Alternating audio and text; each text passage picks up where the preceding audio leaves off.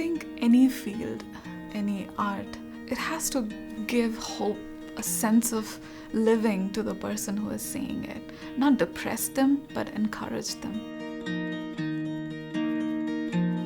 I grew up in a place called Hubli. It's in Karnataka, South India. In India, it's not really common that people study fine arts. But for me, I always loved design, and any empty space, me designing was my thing. Nature taught me so much more than what textbooks taught me. The way how wind moves, the way how actually Psalmist describes nature really well in the Bible, and that really moved me. I mean, if he was able to make songs out of it, why was I not able to do something with paint? That really triggered my brain. Henna is an ancient art form. In Indian culture, all the brides apply that, like up till here. It's really crazy, but it takes about 7 to 8 hours just to work on their hands and their feet. The reason why they do it is they think it enhances the bride. It's just like an adornment to yourself. And it has a lot of health benefits too. It cools down your body temperature, and it's more like a spa treatment because of the oils and all the beautiful aromas you get in the henna. There's a chemical reaction that happens in the paste. After 5-10 minutes, the stain starts releasing. So it reacts with your skin, which is perfectly normal and organic. It's nothing to be alarmed of. So the longer I keep the henna paste on my skin, the longer the dye releases. So I started doing henna when I was 10 years old.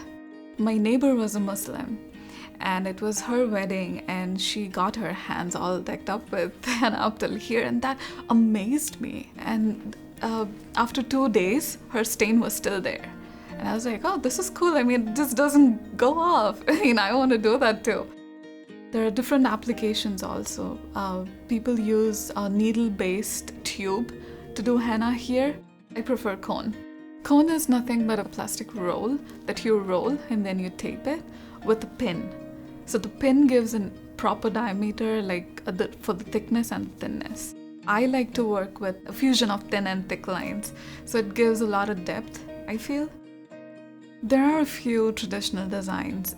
For brides especially, we do a lot of portraits in henna, like the bride with a dupatta on her head.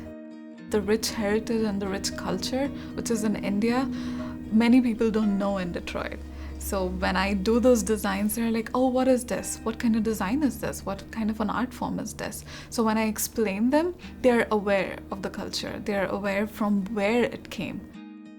Other forms are like the Arabic forms, more like contemporary forms. When I do brides, I use the embroidery which is on her dress.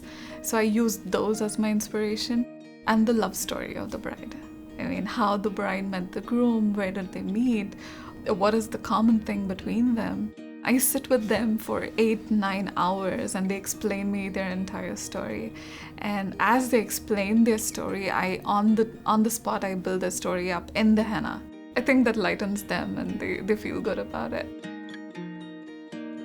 For me, the time has to stand still when I paint. I want people to see hope when they see my paintings. I've recently learned this fluid-based acrylic art. So I wet my entire canvas and I play soft music. This is therapeutic to me. I just put a lot of water on the canvas and just release a little bit of paint and let the paint move in the way it wants to move. It creates its own form.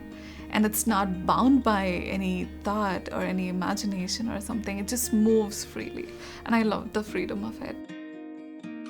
If my paintings are hung anywhere, even in the window or somewhere on the street, if one person is walking by and if he's having a hard time in his life, and if my painting could speak life or hope to him, that's all I need.